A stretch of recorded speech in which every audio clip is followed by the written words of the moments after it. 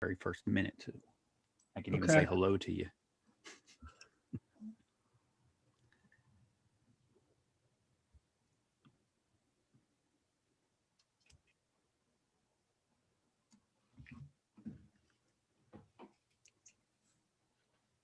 I believe we are live, Sean. Yep, we're on there. Say hello to you. All right. Hi, Kenny. Hey, Sean, how are you doing today? Good. We're finally back on, hopefully problem-free now. Yeah, And so this is our podcast episode where it's just the two of us. And tonight we thought we would talk about the report that KOA did. That every year they normally do a North American camping report. And this year they did a special edition because of COVID. And what they do normally is it comes out in January or February, and all of the they hire a research firm that goes through the US and Canada, and they will survey people on camping. And so this year they did an interim report because of the COVID, just with questions specifically related to COVID-19 and camping. So I think we're going to talk about that tonight, or whenever you're listening to this, and see what they said compared to, since they did this back in April-May timeframe, compare it to what it has been. Yeah, I like that they make it a independent market research instead of keeping it all in house. They use a company. I think it's Karen Consulting Group is the ones that actually did the research for them, and I think that's a good move by Camping World instead of just having them kind of do their own research and saying, "Oh, camping's great right now." I like that they use an independent group to do it. I think that makes sense. Yeah. So it's kind of accurate. Yeah, yeah, a little more unbiased. Yeah.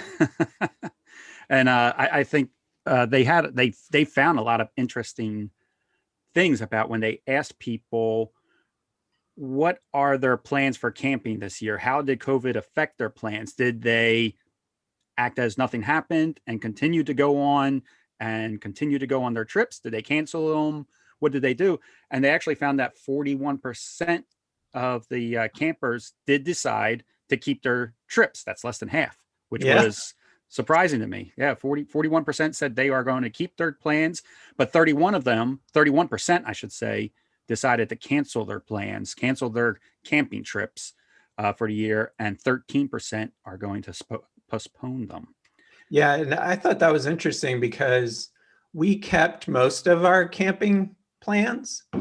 We did cancel a big trip we had to the Upper Peninsula, though, because we thought it would just be too crowded and it wasn't worth the risk to us. But if more than 50%, more than 50%, well, no, 31 and 13, what is that, 44% ended up canceling or postponing. Maybe it wasn't as crowded as we suspected it would be. Yeah, Sabrina and I definitely changed up our travel plans. Normally we bounce around a lot, and I remember we sat for a long period of time because we just didn't know what was going on, and we just felt the best thing to do was trying to hunker down. I really like that term, hunker down. Sabrina hates it, but got hunkered down in one location, pay attention to the news, see what was going on in the area. And then of course for me, Sabrina's a pulmonary critical care physician. She's my major source of information. She gets emails similar to you, Sean. You get emails from CDC and stuff. So she's getting emails from CDC. She's getting emails from hospitals all across the country, letting her know what's going on in their hospital, trying to allure her over to help them out and stuff like that. So we just kind of chilled out for 6 months. Yeah. So I would say that we fell into that area that canceled our plans because we really changed up the way we traveled. All through 2020, we changed up the way we traveled.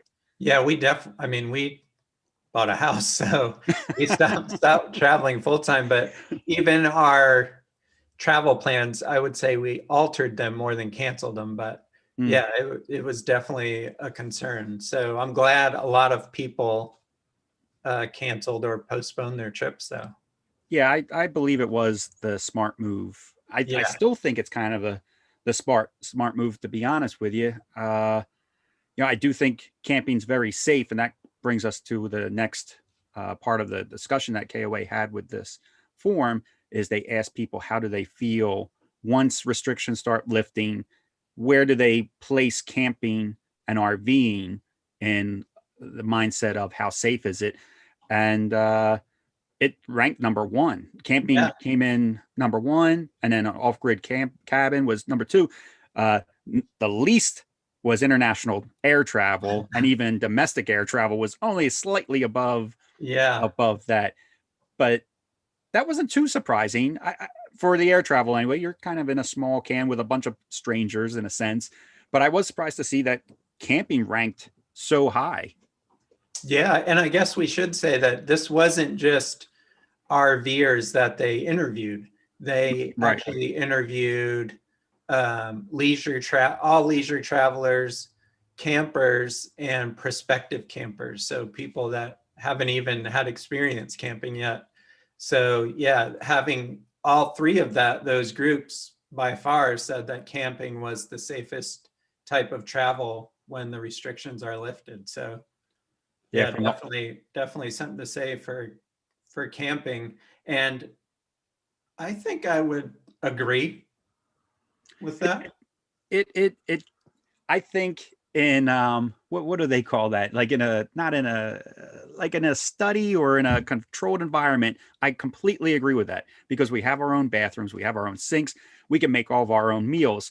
But I've been telling you about the campers are a little too friendly during these times.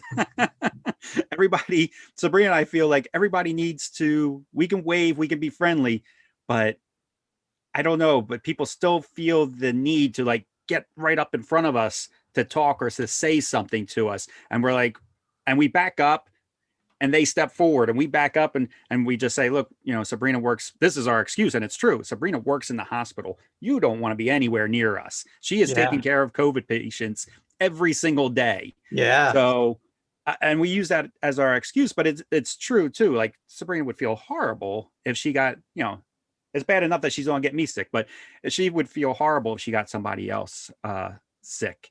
So I do believe that camping, RVing, and all that is the safest because of our self-containment, making our own meals. But the campers are just too friendly, Sean. They're too friendly for their own good. And what's been your experience with like the few times that we've been out camping? Nobody's been really wearing their masks in the campground. What Yeah, what what has been your experience with that? not in the campground, and that's what we've been seeing too. I mean, we've had people knock on our door, invite us to a campfire, and again, I love campers and RVers because all of us are just very friendly. We want to help each other out and stuff like that. But I think we need to tone it back a little bit with the friendliness. We see, and we turn them down. We say, no, we're fine inside. We're good. But then we see them, invite other people to their campfires and they sit at the campfires with them, relatively close proximity to one another. The other day I watched two separate RVers come in and they parked next to each other and they were like showing things on their own rigs. The guy was like, oh, come over here and take a look at this. And then he was like, oh, well, come over here to check out my RV. And Yeah. they're in their cargo bays. You know how close that is. Yeah. So no mask or anything like that. So Yeah. And I think people do that because it when you're at a campground, it feels like home, it does. like you're at your house. Yeah. So you don't really think about the mask so much. I think. Yeah. Now, inside the offices, inside the stores, the laundry rooms, all that's been great. Everywhere we go, even in the laundry rooms, everybody's wearing their masks inside the store. Everybody's wearing their masks. Geez, I can't even any shared indoor space. We've only seen people wearing their masks on the campgrounds. Oh, So that's that's good. so that's been good. Yeah. And I mean, I get it. I mean, I sometimes carry my mask outside with me, like if we go on a hike or something like that, just in case if it gets a little crowded. I'll throw the mask on. But for the most part, even on the hiking, people have been, if you see somebody coming towards you and you're coming, everybody out on the hiking trails have been really good about, all right, I see you. You Yeah. get over to this safe spot over here. I'll Yeah. pass and then I'll let you go, Yeah. type That's of been our thing. experience too. Yeah. Just Yeah. with that. Now, So that's been good. the one thing on this list that I don't agree with Hmm. is the number 3 highest ranked response was this for safety was staying at friends or relatives' houses while on vacation. I don't think that's too safe. Yeah. I I wouldn't stay with you, Kenny. No, I wouldn't. I wouldn't Not stay with during you either, COVID. Sean. Yeah, yeah, not during COVID. Yeah, Yeah. that's exactly right. Yeah. Even my parents have been giving me a hard time about not seeing them. It's winter time, so it's not like we could stand outside and chit chat. They live in Philadelphia. It's they're getting snow. It's freezing cold, so it's not like we could stand outside. So the only thing that we would be able to do is to hang out indoors with them, and they are not about the mask life. And I know how they've been acting during all of this, and I'm just like, no, we're not. They get a little upset with me that I haven't been visiting them like I normally do. Yeah. And you see on the news, like family events or Mm-hmm. people spread it there. So it's not safe. Yeah, yeah. Yeah. So I agree with you. And you have a lot of knowledge on this subject too, Sean. People might not know that you have a PhD, and you are very much in the know of like viruses, and I don't even know what you know, but yeah. So I trust you and Sabrina. I get a lot of my information from the two of you, because you're not really you watch the news and they're very biased in Yeah. both directions, depending on what channel you're on. So I like getting my information from the two of you guys. Yeah. I like reading the new COVID literature papers that come out every day. They have a special part of this website called PubMed, Oh, which it's where all the peer-reviewed publications go for medical stuff. And they have a special section right now for COVID only, oh. and it's all free and it's all full text literature. So it's for nerdy people, it's I was fun. going to say that sounds that sounds right up your alley. Before you said it Just was for nerdy reading people, but yeah, it does sound like it's right up your alley. But I think a lot of this information that KOA is collecting is because for when restrictions are lifted, which would Yeah. be when COVID is not at its high. I mean, it's as bad as it's ever been Yeah. right now. So they are looking towards the future, like when things Yep. are lifted. And Yep. camping definitely is got to be one of the safest Oh ways to yeah, travel. for sure. I believe it's the best way to travel, not just the safest, but I enjoy it more than any other type of travel. I know with airfare, yeah, you can get to anywhere you want to be relatively quick, but you're on their schedule. You go through their security. You're on their delay system. I don't know. I like that I can get up and leave the campground whenever I want. I can plan my days of travel any way I want. I can pull over and stop for, I don't know. It's a more enjoyable, relaxed, unless if I'm driving the RV through like Chicago. Right. It's a more relaxing experience. So then they asked about barriers to being able to go on a trip once restrictions are lifted. And the campers cited 33% cited work status and 26% cited finances as the top barriers for their ability to camp or camp more once restrictions are lifted. And I thought this was interesting because, well, number one, I thought the finances would be higher because so many people Yeah, have you would been think. unemployed because of COVID. But the other thing that it kind of goes along with an article that we talked about the other day was a Canadian research firm did a estimate, and they said that RV trips are about 40% cheaper than if you traveled by plane and got a hotel and a rental car. But what they didn't say, and Kenny pointed this out, was that it didn't include the cost of the RV. So if you buy an inexpensive RV, the savings would add up quicker. And then also, if you rented an RV, it may not be as inexpensive as that 40%, but that's kind of a step that you have to take to decide which kind of RV that you want to purchase. Yeah. But Yeah. yeah, it's definitely can be a cheaper way to travel once you own the RV. Yeah, especially there's a great way to save money in your RV, and that's being able to cook all your meals in the RV. So you're getting your good home cooked meals, but at a fraction of the cost of what it would cost to be, all right, I'm going out for breakfast, lunch, and dinner. Even if you just substituted two of them, did a dinner every night out somewhere, but you did your two other meals in the RV, you're definitely going to save. I mean, just once you go to a restaurant, you're paying big bucks. And Julie and I just did a video talking about campgrounds or resorts that are over $100 a night. But then when you think about it, the hotels around there, around those resorts, are usually 200 a night or more. So Mm-hmm. to go to the place, you're going to be spending money anyway. And if you could save half off of your accommodations right there, again, after you own the RV, um, it it is a big savings. That's a good point what you said though. The campgrounds that are $100 a night are in areas where those hotels are, yeah. You're in a very desirable location where those hotel rooms are going to be over $200 a night easily. Yeah, yeah. San Diego and maybe Vegas, or well, actually Vegas is reasonable, I guess, but yeah, you get the idea. Orlando, Orlando is very expensive. Disney Yeah, World itself. I mean, all those hotels. Fort Wilderness is expensive, but the park hotels are more than the campground. Yeah, yeah. Yeah, yeah, So that's a I good thought point. these were legitimate, and I really expected the finance part to be higher.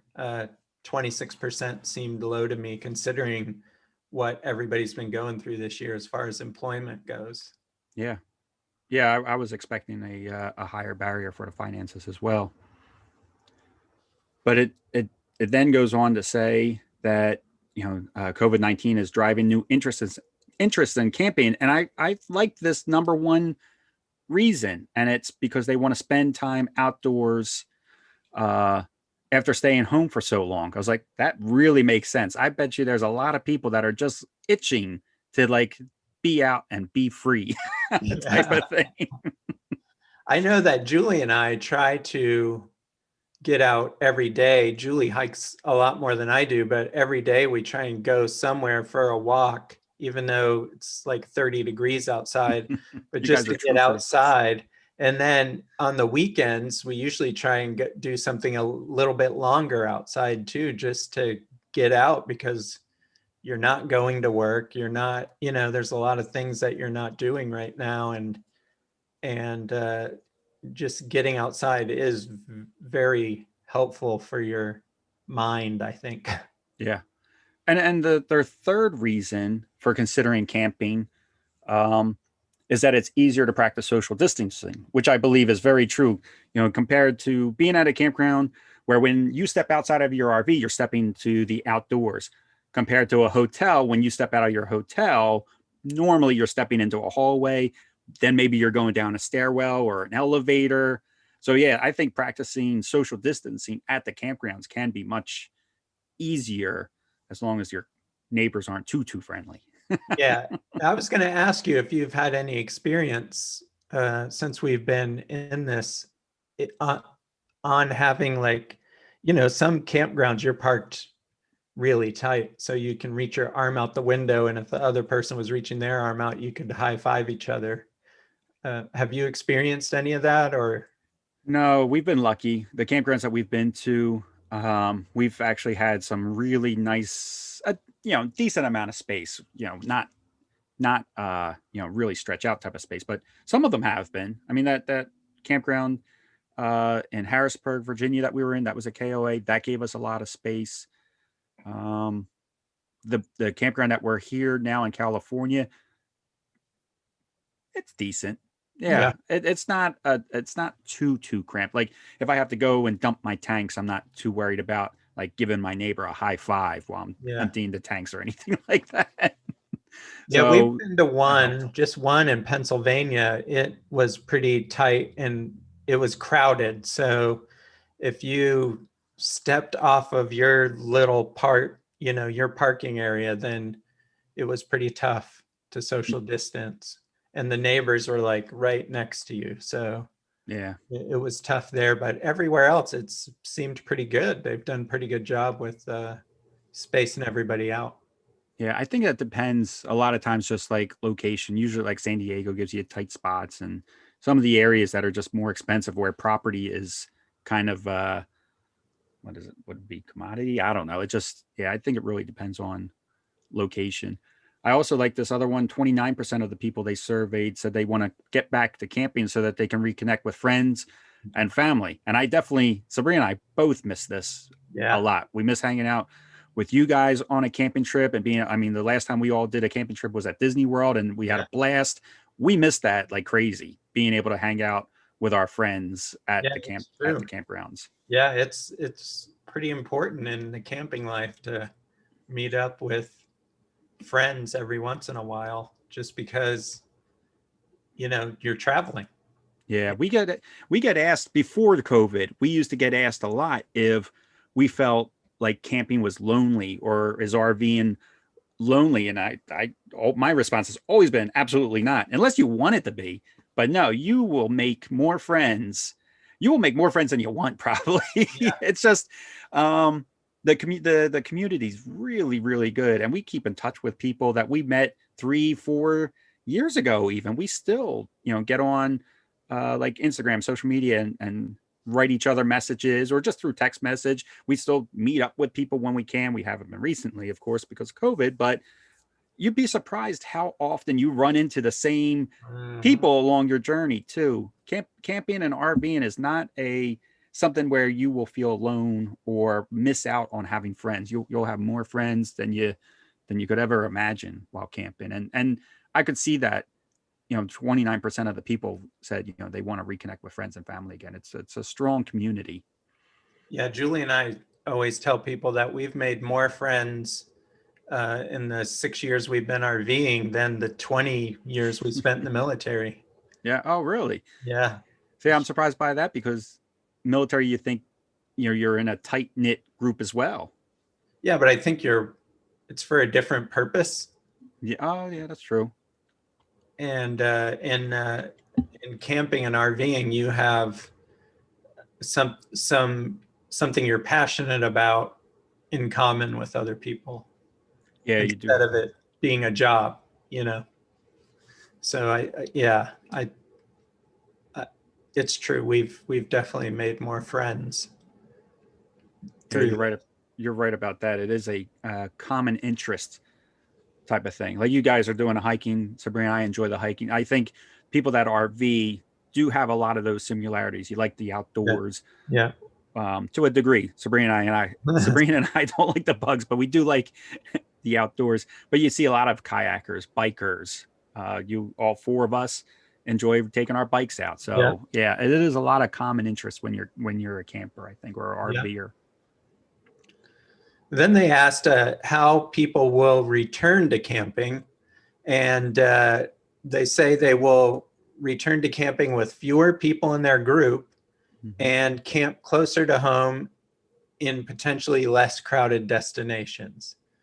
And I think most people, I think when we talked to Toby, the CEO of KOA, she said that through their years of doing this, they found that most people already camp within 150 miles of their house. Yeah. So I'm not sure how much closer you could get. That's true. I was really surprised when she told us that. That was about 2 years ago, I guess. Yeah. Just how small the trips. And she said that they were, I believe it was her that told us that they were frequent. Like, they find a campground that's near their home that they like, and that's their getaway. And they like that campground, and that's where they're at every year. You can find those people there at the same week every year. Yeah. But, and then I guess you do have that, I guess, a smaller group. You know what it is with camping and RVing? It's a slower paced type of travel. So if you live in Philadelphia and you want to go see the Grand Canyon in your RV, you need some time to get out there. If Oh, you're yeah. using your, so it makes sense that, you get a certain amount of vacation time. You don't want to spend all that time just driving to your destination. So it makes sense to keep it, I guess, within, I mean, 150 miles seems a little too close, but yeah, Yeah. I want to get out of the state. Maybe I don't know. Depends where you are, I guess. And finding less crowded destinations is getting harder and harder. I think so. Yeah, it seems like everywhere we go, there's quite a few people there. Yeah, if you can RV off season in the winter, you'll have good luck. Especially in like a colder climate where people don't want to be. So unless you're going to somewhere like Colorado where it's like you're up there for skiing, that doesn't work there. But yeah, if you're looking at like maybe Erie, PA, or maybe even your area, Sean, you're getting into cold temperatures. I bet you those campgrounds around you, like the Harrisonburg one, that may not be that packed right now. It might be a good time of year to be there. Yeah. Yeah, I was going to say, if you want to meet up with Kenny and Sabrina in Erie, Pennsylvania in February, We will be like going through there. Yeah. Unfortunately. Typically, that's not the way most people want to go. Yeah. Guys Sabrina. You guys are much braver. Sabrina and I have definitely had entire campgrounds to ourselves because nobody wants to be I was going to say at a KOA, but yeah, nobody wants to be there when it's 14 degrees Yeah. out. I mean, it's just no fun. We're only there for her work, but because if it wasn't for that, we wouldn't be there either. Yeah. I remember we were at a state park and in Virginia, and they were just having a bad week that we were there. It was about 15 degrees. It was going down like 15 degrees, and I've never even seen this before happen, but their sewer system, their dump station actually froze and the pipes broke, and you couldn't use their dump station. Usually that holds up to cold, and it's usually just your fresh water pipes that break, but their sewer pipe broke. So Wow. it's no fun. Yeah. Which leads us to the next thing, the reasons for increased interest in RVing. And one is because of the concerns over the safety of communal facilities, the importance of having a private bathroom in a cabin or RV is now very important to campers. And 63% of current campers and 44% of prospective campers. Yeah, that's always been important to us. Always. Yeah. That's been, one of the favorite things about the RV is having our own, not just the bathroom, but the shower too, not just the toilet, but shower. You can get cleaned up. You're not sharing the showers. I mean, we've done campground showers and they're usually very nice. I couldn't tell you why we were doing that though. I'd probably at an area that we didn't have full hookups, and to save water, we were probably showering at the campgrounds, because I know we've done it before, but it's so nice just to be able to have your own, for sure. Yeah. Well, we both know people that never use the bathroom in their RVs. Yeah. So to me, it's like maybe not even a luxury. It's just my norm, I guess. Yeah. So I wonder if a lot of people will start using people that hadn't in the past, I wonder if they'll start using their bathrooms in their RVs because of COVID. Yeah, I would think so. Yeah, I know people that use their showers for a closet. They just use the campground. They rather use the shower as storage than actually as a shower. So yeah, everybody's different, Sean, which is another great thing about the RV. There is like, there are so many different ways to RV. And it does give you a different perspective when you talk to those people. So it's good to listen to what they have to say and appreciate their side of how they RV. Yeah. So, and then there was the increased interest in RV ownership. So because of COVID, more than half of campers say that they are now either somewhat or very likely to consider purchasing an RV. And it's very high among Gen Xers and millennials.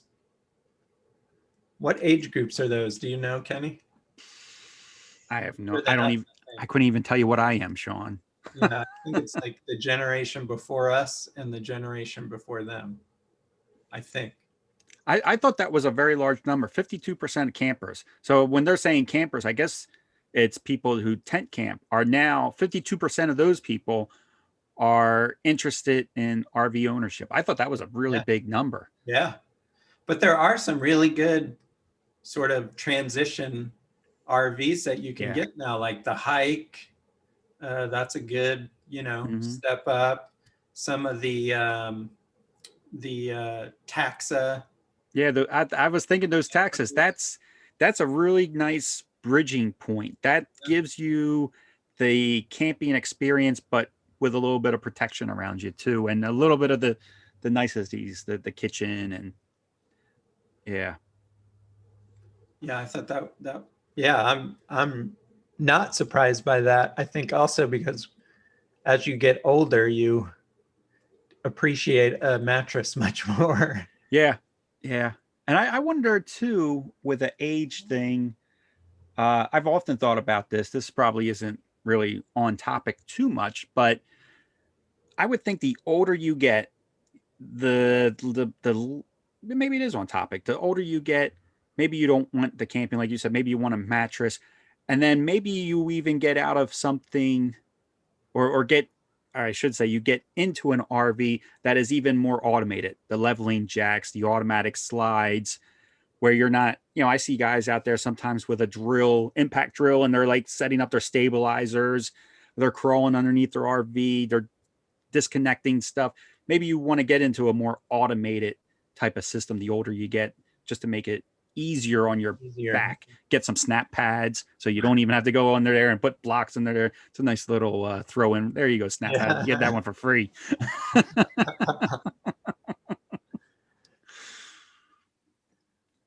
And then um, what travelers are looking forward to most? And it says among leisure travelers, spending time outdoors with family, like we said, ranks the mhm. highest in terms of what they're looking forward to. And among campers, it increases to 37% of travelers looking forward to just spending time outdoors with family. It's a great place to be. Yeah. I really do enjoy when Sabrina and I are in good weather. Man, we try to take full advantage of it. Yeah. At least go out on a walk every day, or a hike, or just sit outside. Sit It's outside. it's Yeah. just nice to be out there. Yeah. Listen to the birds. The area that we're in right now has a bunch of hummingbirds. They fly. It looked like something out of a sci-fi movie or a fantasy movie. I had a hummingbird just like kind of fly up to me. He did about 6 feet away and just hovered there and just stared at me for a little while. I thought it was going to like dart at me and peck me or something, but it just looked at me for a little bit and then Bell barked and it flew away. I was like, you ruin Wow. everything. It's like, Bell, you ruin everything. It was just curious, I guess. Yeah. But it's just being outside, you get these real nice experiences. And then the next thing was navigating outdoor recreation safely after COVID-19. And 9 out of every 10 leisure travelers and 95% of campers, which are really high numbers, Mm-hmm. feel that it is reasonable to have at least some measures in place to limit contact with others. And then they asked which measures they felt are reasonable. And nearly half agree that limiting the number of people on the trail is reasonable. And 48% said limiting group sizes, and 39% said requiring masks. Yeah, I thought all these numbers were great. That 95% of the campers felt that it was very reasonable to have some measure in place to limit contact. I was really happy to see that number. Yeah, me too. I was glad Me too. that, that And then that we're on being the trails, responsible. like you said, um, People have been. people have been being really good about that. There are a few people that maybe just don't realize that they're getting in your space, but for the most part, everybody gives you plenty of space Yeah. when you're out. I've accidentally gotten into people's space, and then afterwards I felt bad about it. Like at a supermarket, when you're going like up and down the aisles, and somebody's down that aisle, and I'll be in the aisle and be like, "Oh, I forgot I wanted to grab, a pack of coffee or something," and they're close by, and I just kind of snatch it from next to them, and then later on I'm like, "Oh, I really shouldn't have, I guess, gotten that close to them. I should have just waited till they got what they needed, and then got it later." So Yeah. I'm guilty of it. Now, have you had any people in your RV since COVID? No. No. Yeah. Nope. And everybody we've met has been outdoors and at least 6 feet. We try to stay even further, but yeah, Yeah. at least 6 feet away. Yeah, we're not that brave, Sean. So we'll put a link. Uh, Oh, you can do that. we should put a link to the camping report in our Oh, show notes, and then it's worth reading and going back to their previous reports to see the kind of stuff that they research and publish, and they publish it for free on their website, KOA. oh, Every I was year they wondering where you. publish this report for free, so it's really good to go look at it and just kind of get an idea of what the trends are and things like that. I really like this report. I've been reading it for probably 3 years now. I really enjoy it. I was wondering where you got this from. Like, as far as I thought it was emailed to you from somebody. Oh no, they put it right on their website. Oh, that's great. And I'll snag some of these charts and I'll put them in our show notes so you guys can see the charts too. If you don't click the link, I agree with Sean though. It'd be probably better just to click the link and then you get all the information right there. It's an easy read. What was Yeah, it? 11 pages, I yeah, think in total, yeah, but with the graphs, the graphs take up a lot of space. So it's really not 11 full yeah. It's not a lot pages. of words. No, it's not a lot of A lot of words. You can, numbers. that's what I like. Me too. But I mean, that's what KOA had reported, and again, they used a third party for that information. But Sean and I were kind of curious for anybody that's listening, what are you most looking forward to this year and RVing? Is it just the outdoors? Or are you looking forward to maybe being outdoors with friends and family? We're just curious, or it's something completely different. Yeah, yeah. What are your reasons? And what I'm also curious to know, when will you know it's safe to go out and take trips again? When, What's your bar, I guess, for getting back out on the road? when Sabrina tells me it's okay. When she stops getting emails from every hospital across the country. I just want to say that it's true, but Yeah. yeah, I don't want to scare anybody. So Um, now moving on, on our last episode of the driver's edition of just Kenny and I talking, Kenny was talking about some adjustments to the sway bars on his motorhome. And so I'm curious to know how it worked out. yeah, so I have a Class A gas motorhome 2016. So that's on the Ford F53 chassis.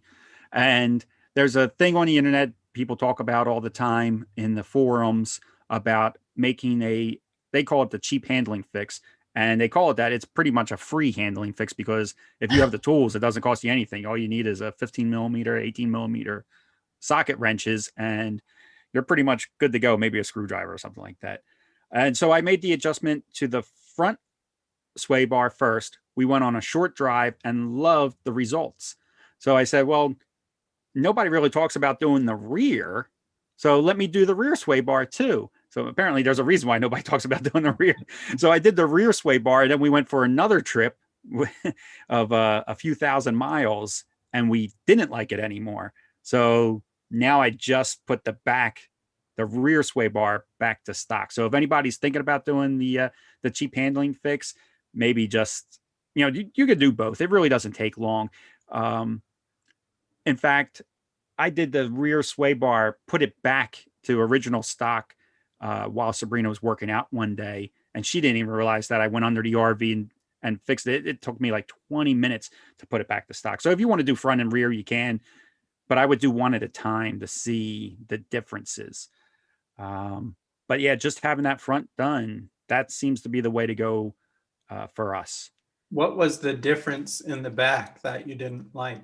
I think it was I think it made the chassis too stiff as far as the sway went. So when a gust of wind would hit us, there was zero give. So it just hit, and it hit hard.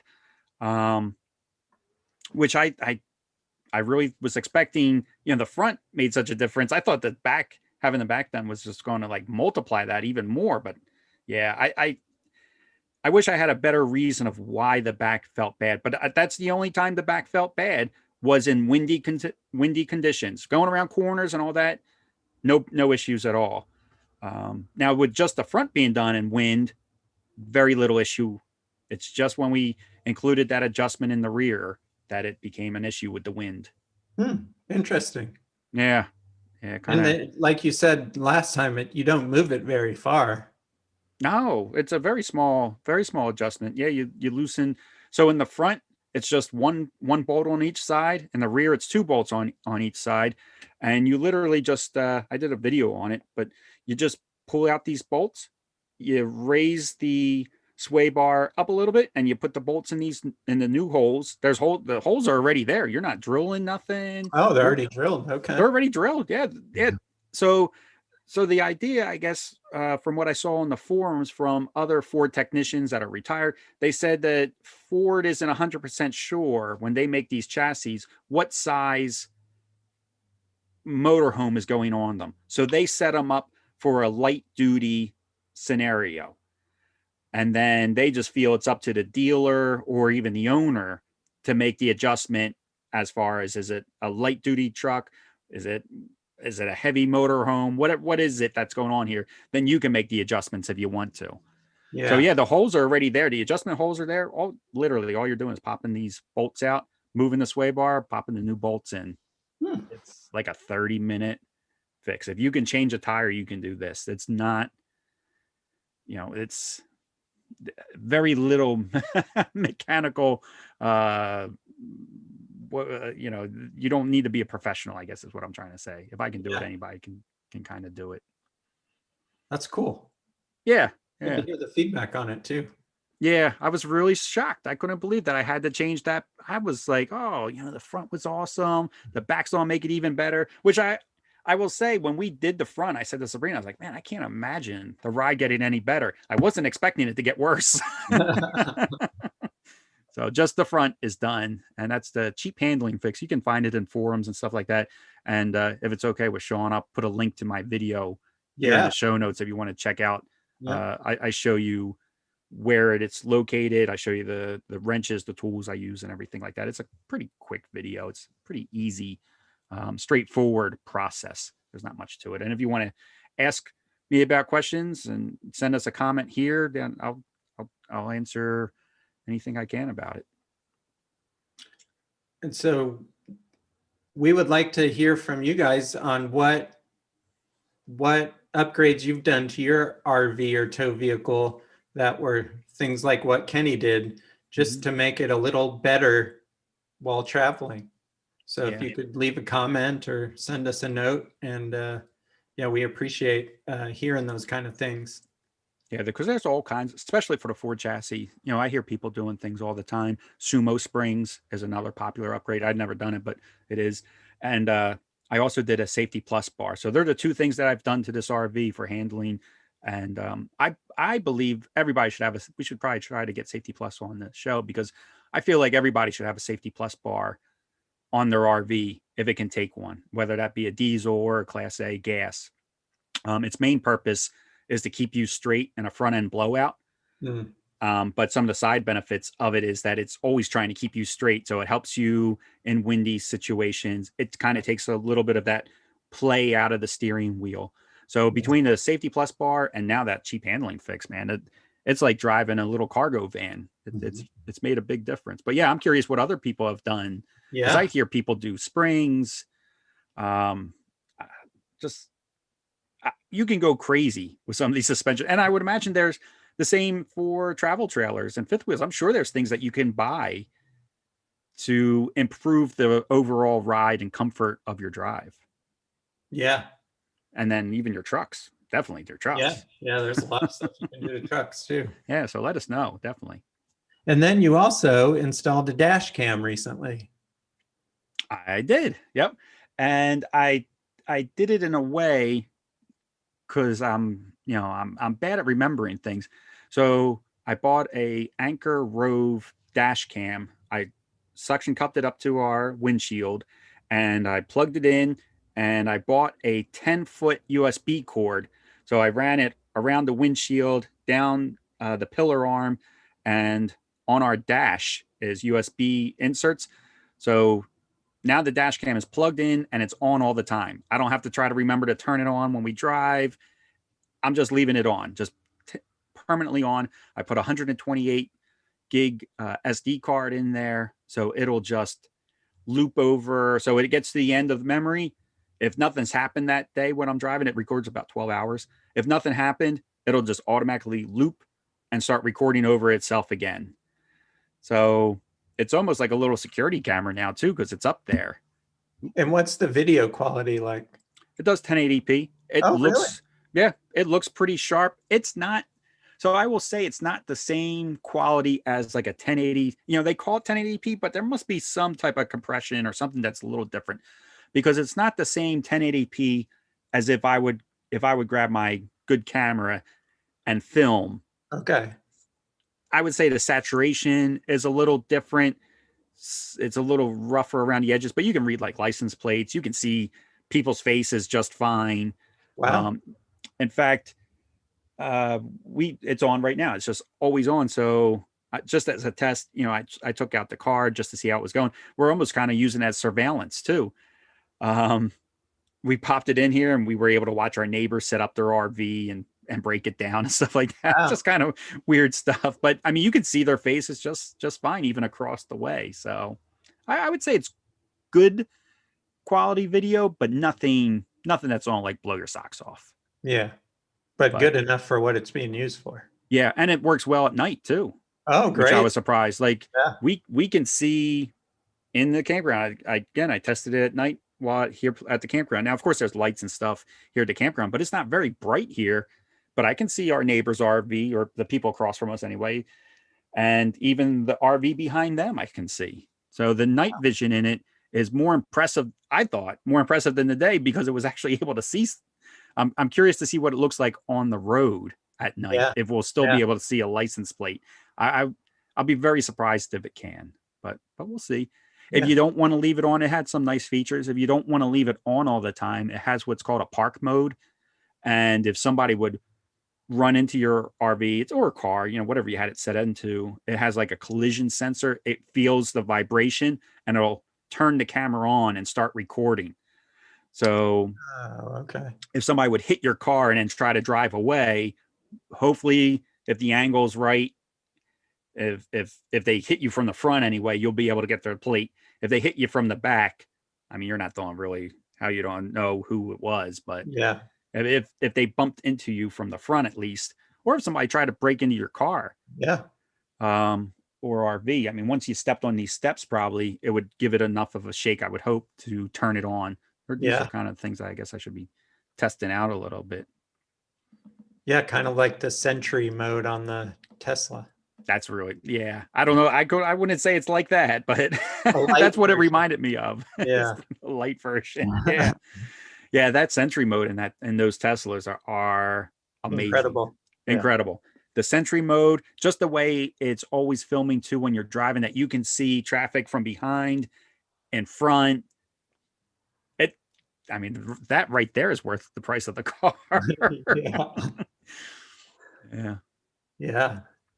Yeah, so I'll have to let everybody, I'll have to do a little update and see how it goes on a trip. Where Sabrina and I are about to take my sad face. We're about to take a pretty long trip back up north, so I'm not looking forward to going back into the cold. Yeah.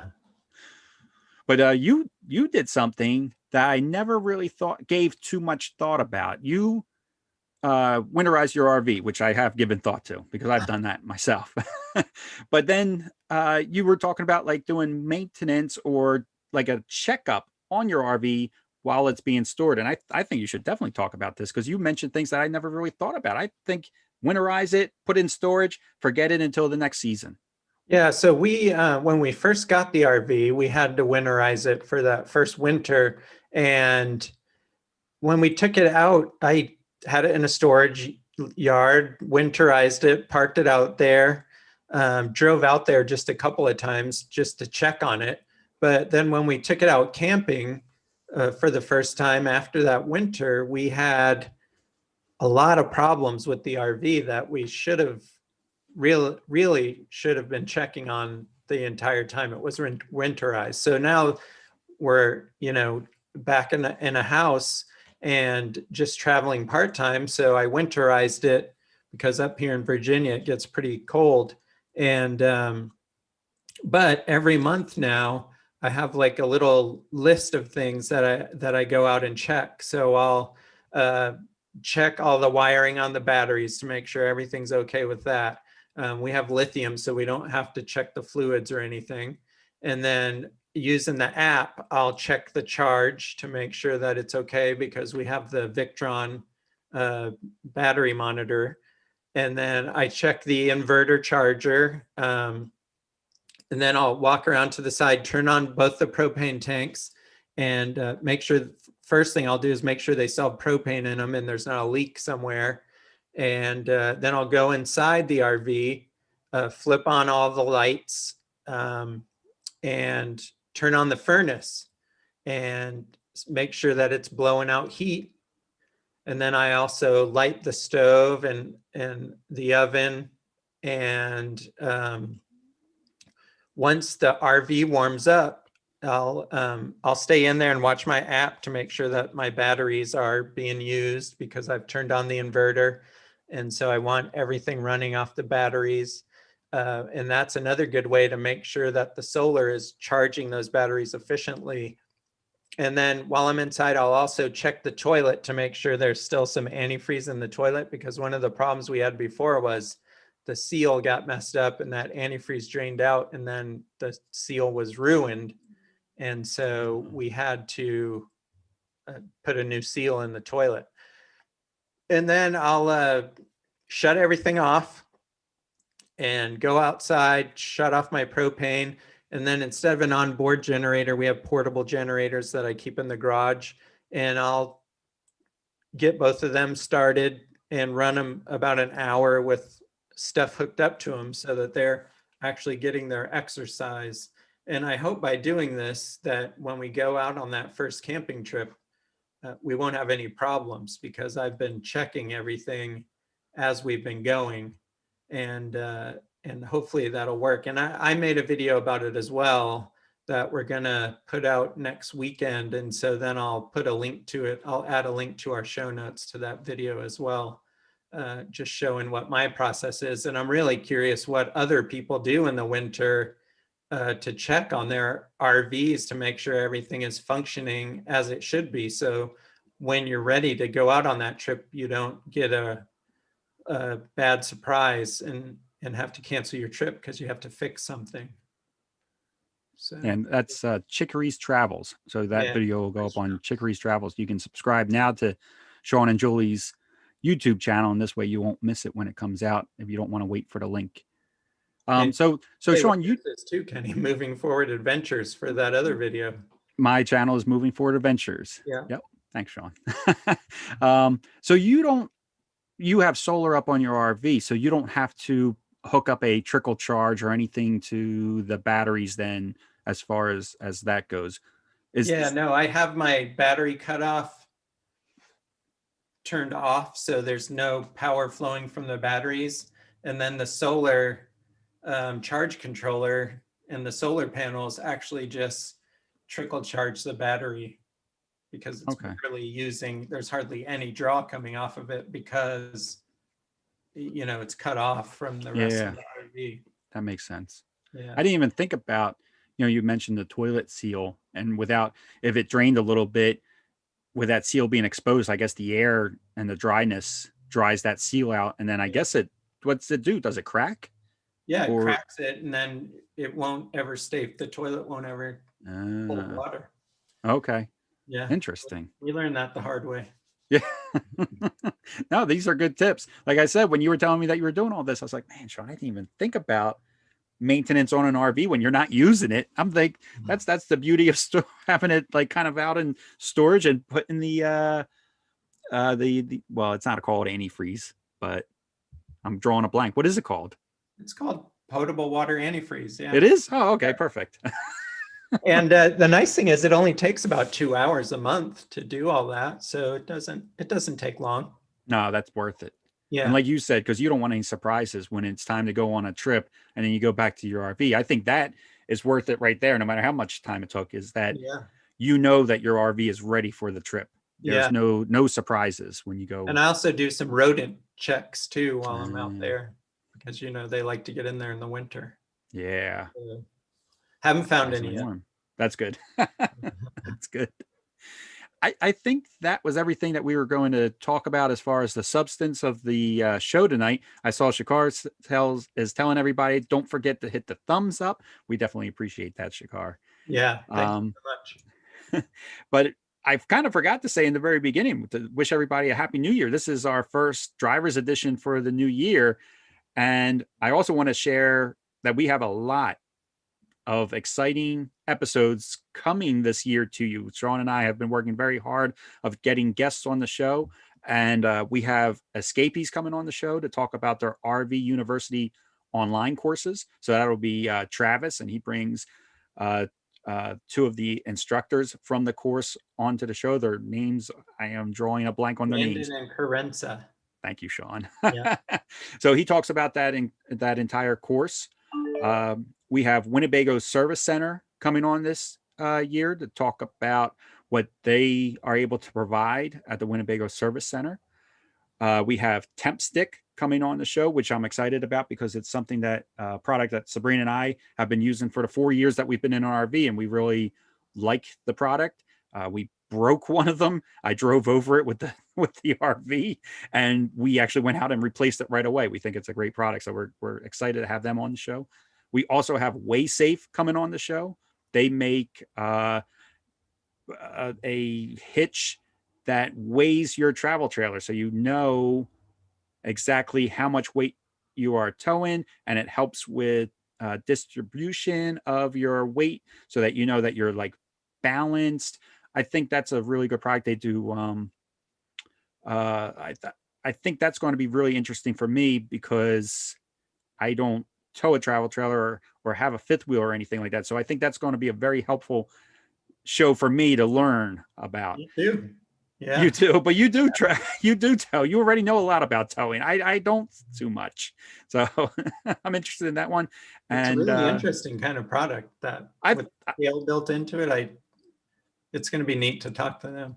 Yeah, I thought so too. And then we also have Roadmaster Suspension coming on the show, and I think we even have more than that set up. But that's what I have written down here. I know I'm forgetting a couple.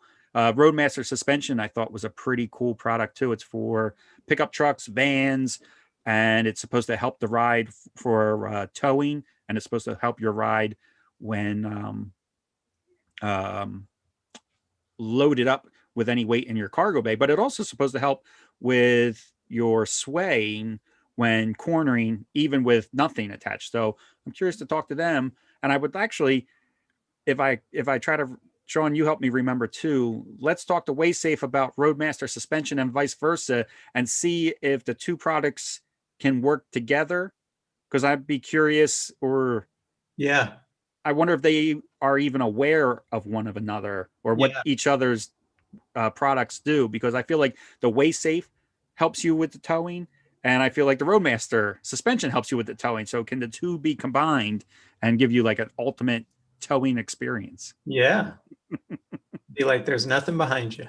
Yeah, exactly. Yeah. That's what I would hope for. And then we would also like to thank our sponsor, Battleborn Batteries, for sticking with us another year and really supporting the show and supporting everything that we're doing. So if you get a chance, go check out Battleborn Batteries. We have links all over our website, and there will be a link in the show notes as well. So go check them out. Kenny and I both use Battleborn Batteries, and they sell a lot of other products as well that enhance what your batteries can do and provide some battery anxiety relief when you are on the road. So go check out Battleborn Batteries. Yeah, I bought that Victron battery monitor from them, and I love that thing. That thing's addictive. I'm Yeah. on that thing all the time, checking up, seeing what's going on, especially when we're out boondocking and using our solar to see how much power is coming in and out and stuff. I love that Victron battery monitor. But yeah, Well, I definitely want to. sometimes I'm sitting in my house and I'll pull it up and look at it to see It's what's going so on. cool. I don't know why it's cool, but it really is cool. But I also want to echo that and give Battleborn a big shout out, because you guys may or may not know.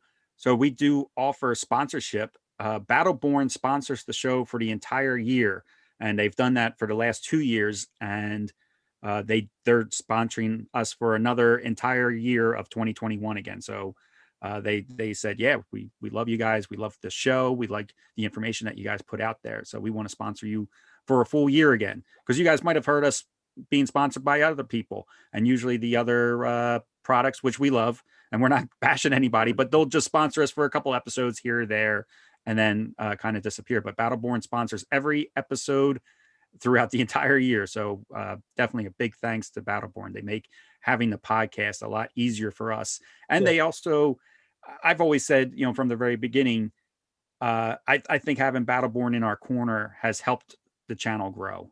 I think they've been, for sure.